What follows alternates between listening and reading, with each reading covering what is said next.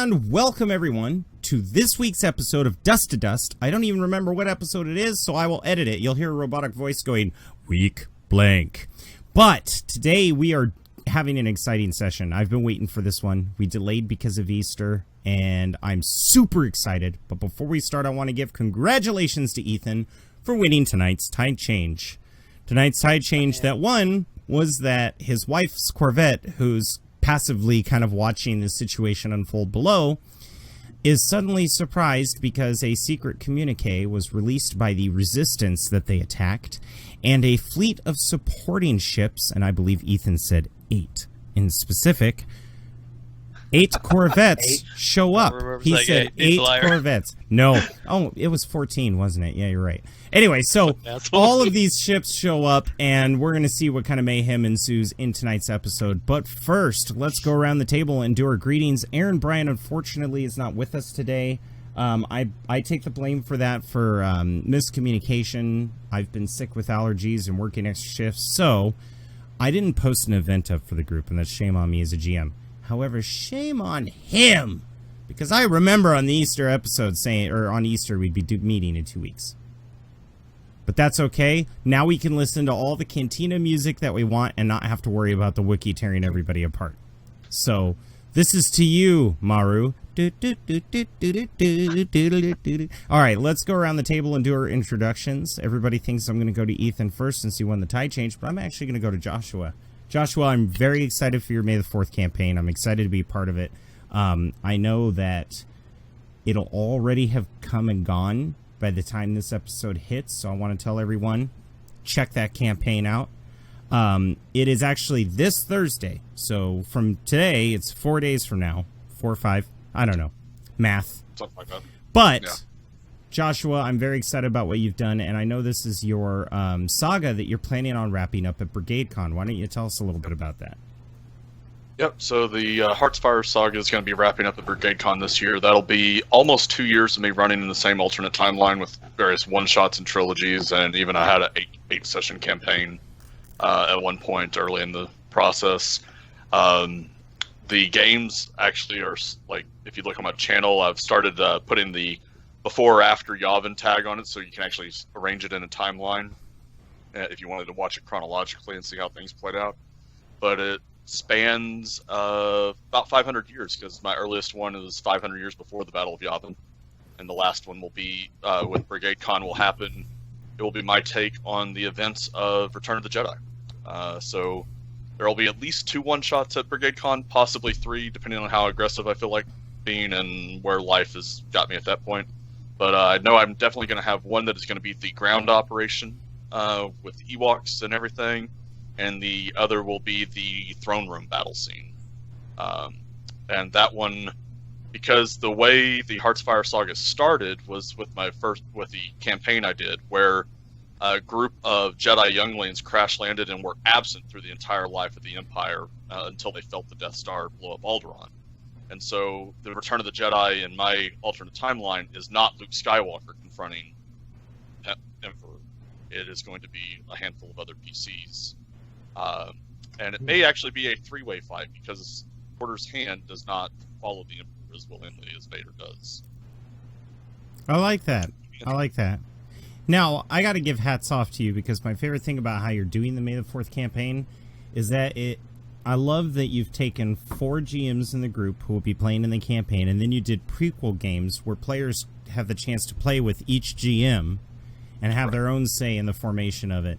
But I also want to give you congratulations, because as I understand it, you've taken over as the head administrator for the Tides to Change Facebook group, correct? Yeah, I've been taking on that. It's really not been much different for me as far as I can tell, because I've been a moderator for a while. So, but Sean's life got busy on him, and so he asked me if I'd take over that kind of stuff. I love it. I'm actually pretty excited, because for those of you who are watching this channel, I get a lot of comments on my YouTube going, how do I join this group? What do I need to do? Hit up Star Wars Tides to Change role-playing group. You can ask for an invite if you search it. I've tried on another account. I know it works. And just know that if you're new to the group, and you have any questions on how the group operates, rules, conduct, anything like that, Joshua Hayes is the man. And feel free to ask me as well. I've been part of the group for a while, so I know the ins and outs, and we don't need to bombard Joshua with every single inquiry on, is it okay if I post this video even though it has no tie change? So, like, I know with my group in particular, the tie changes are done at the end of the session, not in the middle of the session like most. So, you know, those questions pop up. But let's move on to Sean. Sean, how you doing? Doing pretty good. Been sick. I feel you. Mine's allergies, but it still feels terrible. Same here. I have a sinus infection right now, actually. You sound great. Sucks. Yeah, good. So thank you. You're good at lying. That is a mighty fine beard you have. It seems to get longer every episode. I'm going to make a montage at the end of Dust to Dust to be like how long it's gotten. Can you sweep the floor with it while squatting? I can, yeah. I got that. Okay, good. You know, it's in the effective. trunk. Right. It You've tells got us like something little about the peppermints. and about your flexibility, both. Yes. So, I mean... Who knew he moves around like Gollum? He's just like... Or like the girl from The Ring, he just climbs on walls and through televisions and stuff like that. Yeah. I gotta go to the kitchen somehow, you know, I don't want to walk, so... Are you working on any projects other than Dust to Dust? Not right now. My life has gotten crazy with college and stuff like that, but I'd hope to eventually release at least one of my series that I have Subnautica, I have Resident Evil that I still haven't posted, and a whole bunch of other games that I haven't posted, Oxygen not included, and a lot of Life is Feudal stuff as well. Oh, I love Life is Feudal. I love... Peasant If you Simulator. want to ever do the collab for Life is Feudal, you let me know, because I haven't played it in years, and they've changed everything about it. Oh, yeah. I tried lovely. to get into it, and I'm like, I'm going to build a mine. Oh, the terrain actually looks amazing. I don't know how to build a mine. And That's right. It takes a very patient person to play that game, because you can't just craft. It's not like Minecraft where you're like, I'm going to go digging. It's like, okay, you want to be a miner? You are going to spend hours. You're in the cut. Oh, yeah. You're digging. In the cut, with or without your wife. Right. Right. Speaking of that, thank you very much, Sean. Glad to see you here. Let's cut over to Ethan. Ethan, thank you very much for participating in my channel as much as you have. I really do appreciate it. I know you raged hardcore on some Rainbow Six. If you guys really want to make him salty, comment below on this video and say a real princess or a real girl rocks. Because those two guys, Jaeger for the win. It will really just trigger Ethan. Ethan, Jaeger. Your tide change 1. Yeah. How you doing? Good. Just, you know, I'm excited to play this game. I have to say, for everybody who watches, in the next episode of Destiny Horizon that gets posted, you're gonna really enjoy my new character, Edo Star. He's a bit of a badass, I like to say, but you're gonna enjoy him a lot. And this game is amazing. Roll the spare on your first roll now, right? No, I rolled the triumph. So yeah, but that was the only thing he rolled well. Yeah, that's it. But I gotta hand it off to Ethan. Ethan suffered the first character death, and I gotta really give hats off to him, because it was very clear it was a suicide mission, but it was needed to destroy the interdictor, and Corrin still volunteered to do it, so that the fleet will never ever be pulled out of hyperspace again while being followed by the Imperial fleet. Gives him a chance. A lot of people were like, oh, why did Corrin do that? There's 35,000 stormtroopers aboard that Super Star Destroyer, and he went over there with 100 men. He was a distraction. And he did very well, considering. He also brought Thrawn down to 1 wound. Oh my god. Which was hilarious. He's got scars to remember by. Yes. He will no longer be grinning slyly when communicating with the Destiny Horizon crew. He will be very upset. A lot of other stuff happened, and you guys will definitely see that in the future. But Ethan, I'm actually super excited for Ty. Ty is such... I mean, a lot of people are like, oh, Corrin and Ty are the same. And I'm like, no, actually, I don't really see that. Corrin was more of the reluctant leader. Ty is more of the I deserve this, very Imperial minded, and I love that aspect of this character. And if you guys watch the next episode of Destiny Horizon, his new character Eidos is completely different than all of them. And this is your second role-playing character, isn't it, Ty? Yeah, Ty is my second. So, you know, I think you're doing Second pretty well. Star Wars or ever? Second ever role-playing character. Technically, I had one before with Sean when we were in the Army. We were doing a Stargate. No, I had one. No, you played. No, I only played one. Warhammer. I only played one.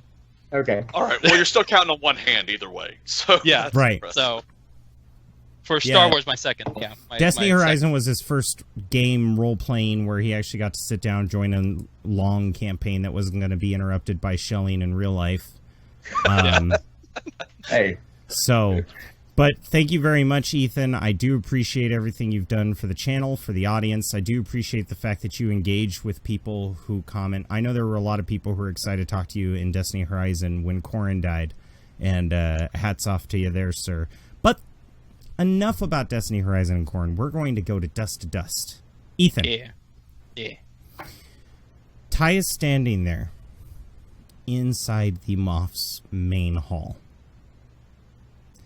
And the Moff's main hall is very lavish, Moff Darask, which is pretty typical of somebody who is on a backwater world but wants to feel like they're still part of the Empire. They tend to go a little overboard on their palace design, almost arrogantly so. I mean, to compare it to a real life situation, it's a lot like when the archbishops of the Catholic faith in the medieval ages, they're supposed to be paragons of, charity and not wealth for sure, but their palaces were oftentimes much fancier than even a king or a knight, especially since they didn't have to worry about getting sieged. You can kind of tell that was the idea and premise as you're standing here in this main hall, that he had no anticipation he would ever be sieged. It's just a beautiful, beautiful palace. That being said, for my players, I will be uploading a picture here, and then I will show the audience. Ethan, you just had a dinner with the Moff, and thankfully the tide change where you were roofied did not occur. Yes. Did we get all those lovely light side points to use against you? Not yet. No, not yet. Okay. Just wait. Okay. There's a reason why I'm doing this. Your crew is coming in on a shuttle, and they're coming into the palace itself. What I want to know for our audience as well as our players is, what is it that's going through your mind right now, like your character's mind, as you nervously wait for your crew to arrive? And you are nervous because this young Moff is, by the book, Imperial, and your squad represents you. Are you nervous about that? A little nervous, but honestly, since we've worked together for so many years, I understand that we don't really come off as Imperial. Like, maybe I do when I'm in my uniform, but working with aliens and stuff like that, I'm completely used to this, because people will look down on us anyway, because they're like, well, they're a death squad, they think they're better than everybody and everything like that. So I understand that my crew may rub people the wrong way, but what I appreciate about them is, if there's a job that needs to get done, we're going to do it no matter what. So yeah, and I gotta say that even though this young Moff is done by the book, he has done research on your death squad, and he does know that there's other species, but he might grade them. I think your character might be a little paranoid that he might hold them at a higher standard than a human, simply because, okay, fine, you're an Imperial, fine, you're a death squad, you will do it by the book, you will stand straight, you will wipe your butt, you will do everything like an Imperial should. And to me, it kind of reminds me in World War II when the Nazi party had Russians and even Polish people in their ranks. It was like those guys had to perform 10 times harder than a German. Yeah. So, let's cut over to our what we're going to do is we're going to cut over to our combat scene so everybody at home can see this picture, this lovely picture of the Moff's palace. And we are also going to have you guys roll a Destiny pool. Okay. So, since there's 3 of you, I'm not going to roll for Maru or anything, but I will roll for myself, and I think I'm going to start that off so that the die pool can be stupid. Ha! And I got 2 goddamn light sides. That is bullshit. Nice. All right, hang on, guys. Dang Whoa, hang on. Well, that's fine. Force player update. Sync your pools with GM real quick, guys. Yep. Okay. I love that dark side. Thank you, Ty. You're welcome. And go ahead and roll, guys, once you've synced your pool. Oh, Yeah. Oh, lordy. You can have the 2 light side. I don't even care. That My is word. amazing. Everyone who rolled helped the other side. Yeah. Right. That is true. And I am also going to be giving you guys a light side extra. And the reason why I'm doing so is because you guys remembered what happened in the last session and I didn't have to explain it. So as my audience can see, there we go. 3 light side, 4 dark side. I am a fair and benevolent GM, no matter what my asshole players tell you. So here we go. Now you see the picture before you, Ty. That's Yes. what the palace looks like. And from the main entryway down a long walk to this T section, there is a throne in the back where the Moff would sit during his meetings with some of the planet's dignitaries. So let's start off there. You're standing there. The Moff's stepmother is standing off to the side. She's very nervous, making sure that all the vases are polished, and she's excited to meet new people, but she's also afraid, since they're Imperial, that the young Moff's going to feel like he has to prove something. And she has a bruise on one of her Leiku where he had grabbed her in the last session and yanked on her Leiku pretty hard. What does Ty look like, and what is he doing? Give me a narrative and describe something, an event, or something about this palace that you noticed right off the bat. Give me one description. Well, Ty is, since he showed up here, he's stowed his armor and stuff, so he's wearing an Imperial officer's uniform. I guess it would be black, I guess? Or is that Navy? Well, you are Navy, technically. You're like Navy SEALs. And I do believe black is Army. I think yours would be Black is gray. Army and gray is the Navy. Yeah. But also black is Stormtrooper Corps, and I don't think we've ever actually established what branch we actually are with. Right. You guys are like Navy It could SEALs. just be the black of ISB. I mean, Right. Yeah, that'll work. And because you guys are Death Squad, think black armor with the dust-to-dust maroon trim. Okay. So, At you least guys, that's there's something to... For you, it's more ceremonial guard, but there's definitely some established difference. And for the other characters, if you guys out of character or in character, if your characters would have thought we're going to see a Moff, maybe we should get cleaned up, I will absolutely permit that in your belongings you have your fatigues and your dress wear, because no Imperial would ever go anywhere without it. I mean, you guys are in the military. You know that if you're going somewhere where you're going to have some off duty and you're going to be walking around the town and you need to look sharp, you're going to have your dress wear with you.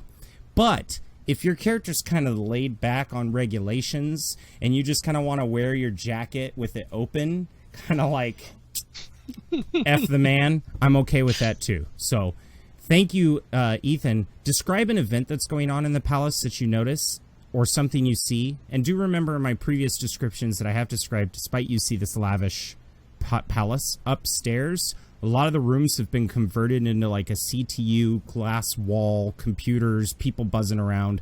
That's already been established. I want to hear something new. Okay, well, as I'm standing there and the stepmother's right there, several of like the higher maids, you know, kind of sneak up to her, whisper, and she's telling them what to do, kind of pointing out, you know, make sure that's clean, that's taken care of, make sure, you know, the carpet's nice, whatever. So she's pretty much kind of directing them subtly from her position there. Now she's directing them subtly. Are they subtly cleaning, or are they like pulling out waxers, being like? Oh no, it's very subtle because they kept this place clean, but now since more people are coming, and then also I would suspect some of the Moff's guards are kind of getting in position as a ceremonial kind of thing. Absolutely. You actually have never seen the Moff's guards when you came in. Okay. But you do see them now. And the Moff is standing there. And what I'm going to do for you guys is we are actually going to cut to a blank screen here on Roll20, which I will show the audience as well.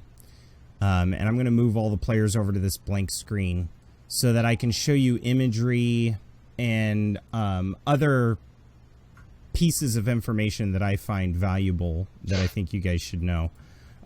The first of which, have you guys updated your screens in Roll20? It updated for us when you switched it. Excellent. The first thing that I'm going to post is I'm going to post the Moff's son. Okay. Actually, you know what? Screw that. I like the higher resolution picture because that looks like I have dial-up internet and I couldn't send the proper signal. So we're not going to do that. Maybe you do, and you're trying to trick us. I know, right? Now, does anyone here remember what the Moff's prioritized his forces for in the city? I do. Go ahead, Ty. What was his priority? Well, right now he has his, I guess you could call them ground forces, holding the palace, while he has the stormtroopers out on the streets to take care of any resistance and take care of their graffiti and stuff like that, and also guarding the wall from the monsters in the forest. Right. Now, of course, like you said, he's got normal stormtroopers about in the streets to kind of take care of resistance and their graffiti, like you so eloquently put. But what you guys notice is that the troopers that are designated to fight off the infected, and these troopers are the ones that are at his palace right now, they look completely different from the stormtroopers. It looks very similar, but you could tell that the stormtroopers are probably a little better dressed, or these riot troopers look a little better dressed. Their armor looks a little more sleek, but they definitely look different. So that's what you see. You see a normal stormtrooper below. You've got the Moff,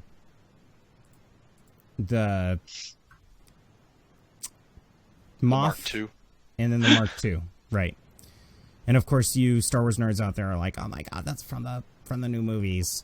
It turns out of character that this Moff is the one who has designed the new riot gear for the First Order That will eventually inadvertently, become the First Order. right? Because of the infection.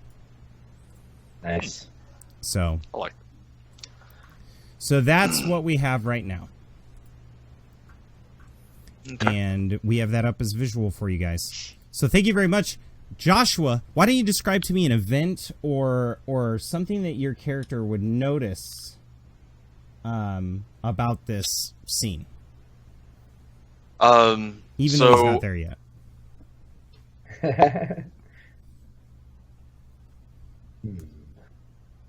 Now, our shuttle's closing in on the palace, though, right? You've landed. You just haven't stepped into the palace. Okay. So, I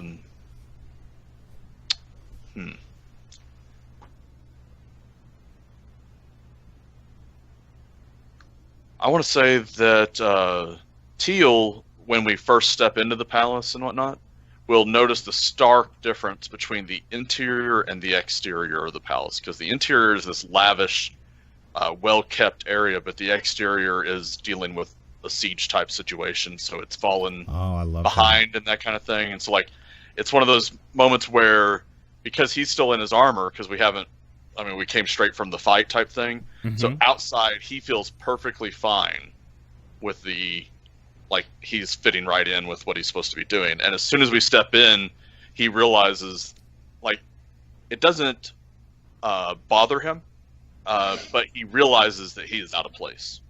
I like that. So, and for those who may not have read in our audience or whatever, the new Thrawn novel, I'm about 2/3 of the way through it, and I have accidentally stumbled onto some new explanation for some of the ways that Teal behaves. So, playing into that, like one of the things that Thrawn does throughout that book is he's a tactical genius, but he misses social cues, like, or he just doesn't care about the politics. And so I'm going with the idea that Teal is very similar. Like, yeah, like socially awkward. Right. Well, I mean, he realizes he's out of place, but he doesn't care to like learn how to fix it either. So.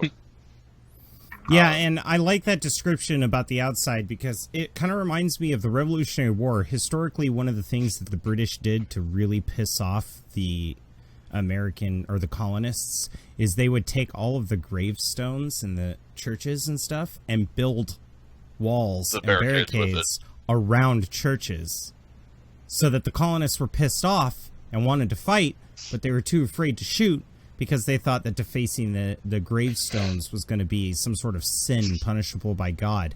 I think what you notice is that a lot of what the Moff has been doing is you realize that this outside area used to be really beautiful. It used to have a hedge maze, but he cut the hedge maze down for visibility. And a lot of the statues and, you know, fountains and things, they've been moved around with razor wire put on top. Right. And metal barricades are positioned out front. And I could even see like statues like being removed and like using the like their foundations to put up those barricades and stuff like that, and the statues are now indoors somewhere or something like that. Yeah, actually, I think with someday, how the Moff is, I think with how the Moff is, they're just laying on their side against the wall. They're like fodder. They're, you know, I don't know if you've ever seen people who prepare for a flood and they put sandbags around the building. A lot of the statues are just laying on their sides, like with fungal moss growing all over them.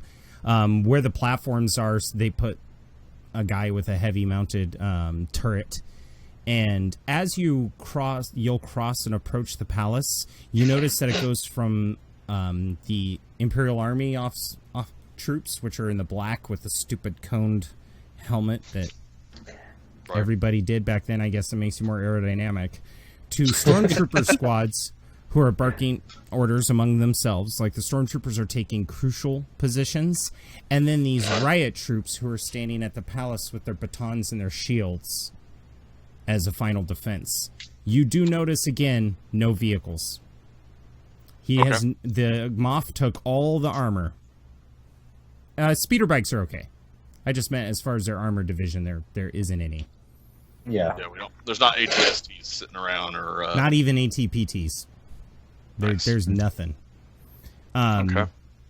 I will say they probably have scout walkers. I don't know if you've seen those ones that the guy's completely exposed and he uses lever. Right. Maybe he's got that and that's what's helping move the statues. But definitely it looks like they're preparing for a war zone. And let's go over to Skirb. Skirb, name one event that's going on at the palace or one thing that your character would notice. Maybe your character doesn't even notice it yet. What's one thing your character would even notice if he stepped foot in the palace?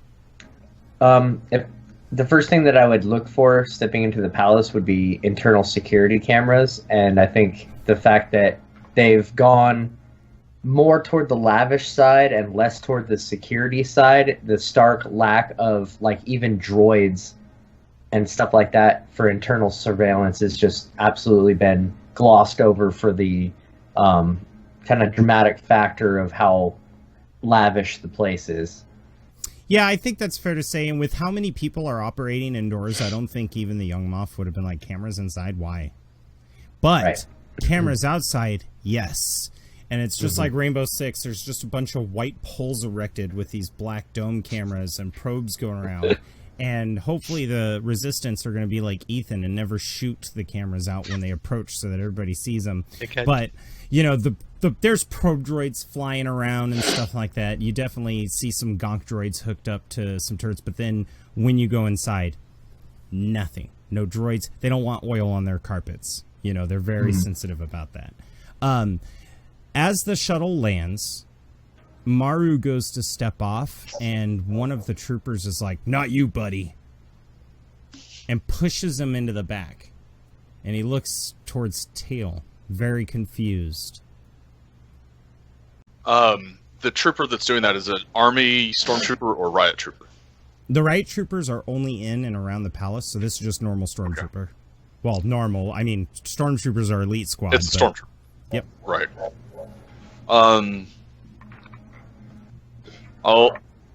Teal will, not wanting to cause a scene and have to explain why a stormtrooper gets, like, wishboned by the Wookiee, will look to the Wookiee and say, someone needs to wait with the ship anyway, in case we need to make a quick assault somewhere. So, keep it warm for us. We'll bring you some good food from inside. Yeah, and he kind of looks upset, but resigns. They're not mistreating him. They're asking him if he's hungry and if they can get him anything. You know, sir, is there anything we can get you? But that stormtrooper was like, Wookiee's going too far. Too far to visit the Moff. Because he could snap them off like a wishbone, you know? Right. They're just being secure. They wouldn't allow Once Tony in. Politely got the Wookiee, like, taken care of. As we're making our way in, I'm going to ask that particular stormtrooper, what's your designation? 107. Thank you. And continue on. He salutes to you. I return the salute, of course. I mean, that's a polite thing. And, almost like you forgot. You're like, oh yeah. Yeah, and when they salute, it is a very angled arm salute. It doesn't really matter where on the face they do it. In fact, sometimes for visibility, the stormtroopers will do it on the side of their head. But it's the angle, because their other arm is in the same angle like a teapot with their hand on their gun. It's a very traditional, you know, we're in a combat situation salute. Not a stiff, relaxed salute like the officers would do. These guys are ready to shoot. Right. One of the things that Teal does, because he's got his customized armor, that's because it's not standard issue or anything, to disguise its capabilities, is he makes his salutes kind of sloppy, like he can't bring his arm all the way up or something like that, so that he can be underestimated. Right. That's awesome. And if there is anybody analyzing your combat capabilities, they're probably like, look at him, he can't even move in that tin can. Right. Basically, if they don't have actual combat footage of me, they are likely to underestimate. Yeah, if they didn't see the footage of you sliding across the falling walkway to shoot an ascension pistol into the ankles of a prisoner who's falling, they probably would have no idea how nimble you really are. Right. Excellent. That was great. Skirb, what are you doing? Are you following Teal, or what is Skirb doing as he approaches the palace? I'm just with Teal, right? And Maru's back on the ship. Maru's going to stay on the shuttle, on the landing pad. And Tyr is in the throne room already? Yeah, I'm yes. in the throne room. Okay. I'm just gonna go along with the game, man. We're playing circumstance now, you know, all right. Hoity-toity. I don't think that Skirb. There's no really Imperial regulations for how a Sulstan wears an officer or a formal uniform. So I'm just surprised that I'm being invited, you know, and I'm just going to follow along with Teal, making observations of the security. It's particularly like cameras and droids and stuff like that. Yeah, you could see that the Moff Sun has spared no expense in the technical security around the palace. In fact, can you roll for me? And we're going to get to the rolling, my favorite thing. Roll me a skill that you think you would want to use to determine the technology or their readiness as far as everything's going. Their readiness? An example of that, yeah, like you could do a knowledge warfare, you could do a computers if you're looking at the technology, you could do mechanics if you're looking for vehicles. It's up to you what you roll, and then I will tell you the difficulty. Okay. I wouldn't recommend looking for vehicles, though. No, I'm mainly focused on like the droids and the cameras and the computer type equipment that So they what have. skill would you like to roll for that? I'm gonna go ahead and go with computers. Okay, the difficulty for this is just going to be 2. I mean, Okay. you're so well beyond that this is an average difficulty, you know. It's one of those Okay. things. He's skilled enough. You expect him to notice something. It's just Right, how or- much. And I don't know if you guys have ever been to a car show, but you get those auto trader rednecks who are like, "Woo, wait, is that an El Camino 67 with a hood scoop?" Yeah, I'm Another looking tech jargon. at the camera Yeah. droids like, wow, I mean- that's a XB104 or whatever. Or like any streamer who's like, "Oh my gosh, is that the Logitech 922? And is that a Blue Yeti?" So something like that. Okay, I'll roll computers. Excellent. I think the threat is that you realize that despite the security, it's not very secure. You could tell that he just decided to do this. But the Okay. success is that you do notice, as you're looking around, something catches your eye. Up in the sky, there's a purple shimmer every once in a while when the suns above Fallujah cross this. And you realize, for those of you at home who aren't the biggest Star Wars nerds, in Phantom Menace, the Gungans had that barrier that things could walk in, but energy could not travel in and out.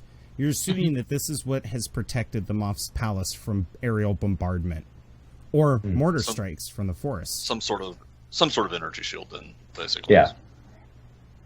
But things can pass through it, so ships can still fly through it. Okay. Right. I'm just wondering if it blocks communications. That's just an idle thought of Scurbs. Actually, I think with your success, you'd realize it doesn't, because they have giant communications arrays here so that he can communicate with the city and stuff. Okay. And you've been able to communicate with Ty from off-site. Okay. Right. That's So fair. that's a given. Excellent. Thank you very much, Scurb. Let's go over to non-combat. And before we continue, I will say, gladly, we will have Maru back for part 2. Unfortunately, he's going through what Ethan went through yesterday, and he's having a massive migraine. And he passed out because of it. He just had light sensitivity. But instead of recovering like he should, he really wants to join. So he will be joining us for part 2. Hats off to you, Aaron. All that shit I said before, I still mean it. Okay, so here we go. The doors of the palace open. And Ty is standing there next to the young Moff and a couple... I would say they're officers, but I think that's over-glorified. They're literally like the statesmen in the White House that have the clipboards and the data pads. They're there to hand you guys information. So when the Moff wants a data pad, he's standing there with his hands behind his back, snaps his fingers, grabs a data pad from them, or asks them to go fetch somebody. But they are ranking officers, so they're not little peasant grunts that you could just bark orders to. And if you do overcross the bounds, they'll be like, "Excuse me, do you need to be arrested?" So, you know, they're... And then, of Are course, they the riot guards ensigns or are they like NCOs or? they're NCOs. Okay. Like, you guys could technically put We a rank outrank on them, them. but- Right.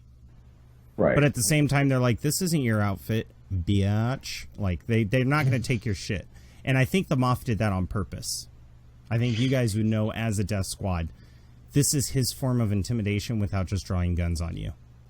And as you got the doors open, Ty, you see Teal and Scurb standing there. And Scurb, you are wearing your uniform? Yes, I am. Scurb looks sharp. And you notice the Moff But look at him I'm like... narrowing my eyes at. Can at they narrow here. their eyes?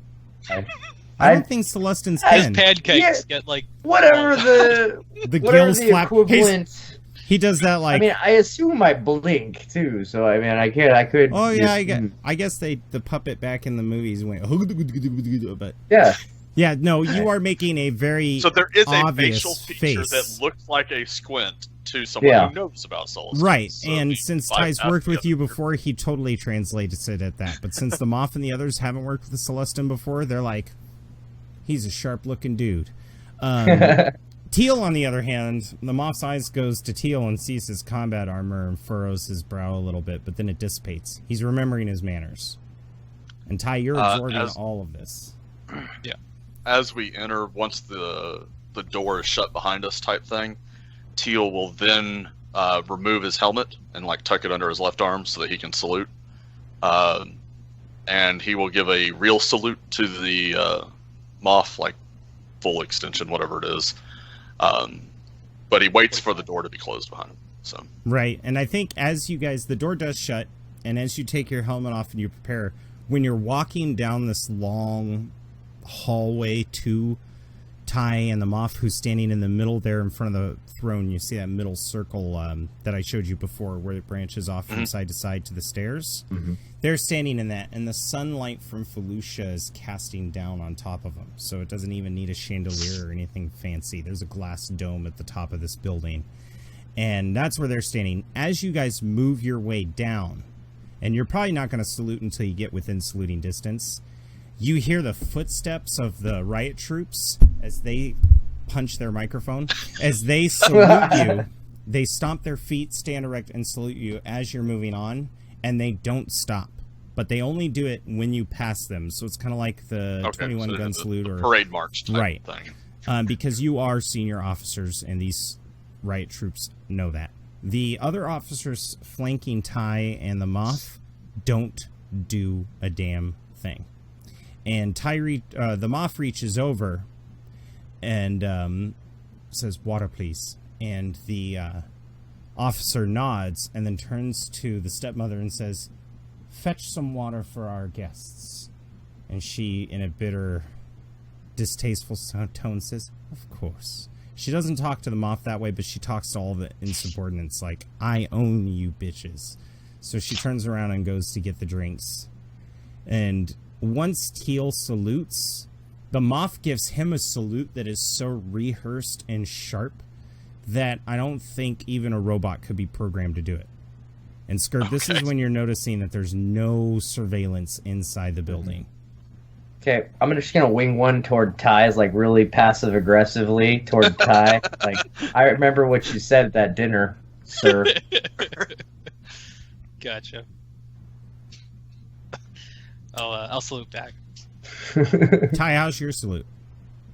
Oh, it's extremely sharp, just because being rehearsed to deal with senators and people of that nature, staying in the Empire, I've always kept it pretty sharp. Would you say you're nervous? Or would you say you're I'm pretty... only nervous just because I see Teal in combat armor. Okay, I need you to roll a discipline check against 2 purple.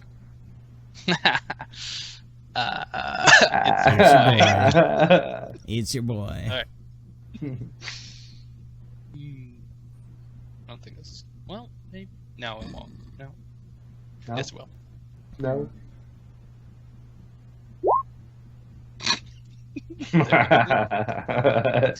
That's a thing. Well, do you want to pass that advantage on, or do you want to describe something advantageous that happens?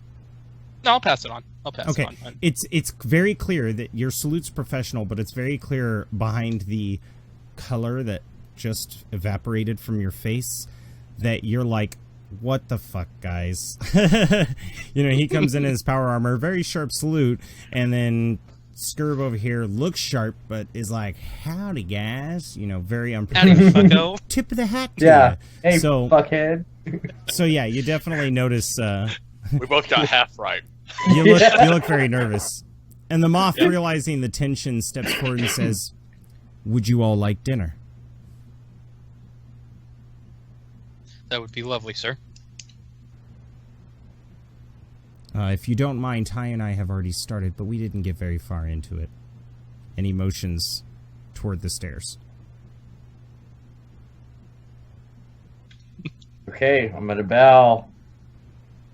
He looks at Teal you just gives that, like, confused. Quiet look.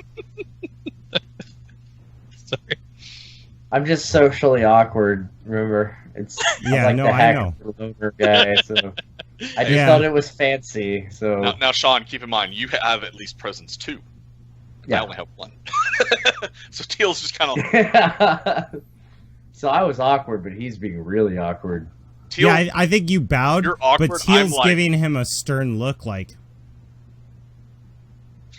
Teal seems confused by the invite to dinner when he thought there was, like, combat scenarios going on in the city type thing. So he's, like, trying to process, was this... Right. Like he's Like is you this have to actually expect Kenny. dinner, or is this like code for something else that he's not familiar with? There's like some Kenny G jazz style music playing. It's like da-da-da-da-da-da-da-da. Meanwhile, there's explosions going on outside. There is a game that I used to play called Genome, and it's a mech game. And it would be insane battling going on, explosions everywhere. But if you were riding in the transport vehicle, it was playing elevator music. So That should be. it's kind of what's going on right here. Yeah, so you guys have no problem. He's telling you go up the stairs. He's not going first. All right, I'll lead off. Okay. Ty, do you follow them or do you lead them? I'll lead them.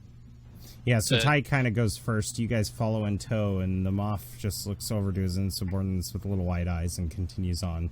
And you guys go up the stairs into the He'll be dining the room. last of 3 to move, but in the whole time he's watching like the subordinates that are that didn't saluting back, and he's like narrow eyes, with his glowing red eyes, looking at them, and then he'll like fall in behind the Sullustan on the way up the stairs type thing.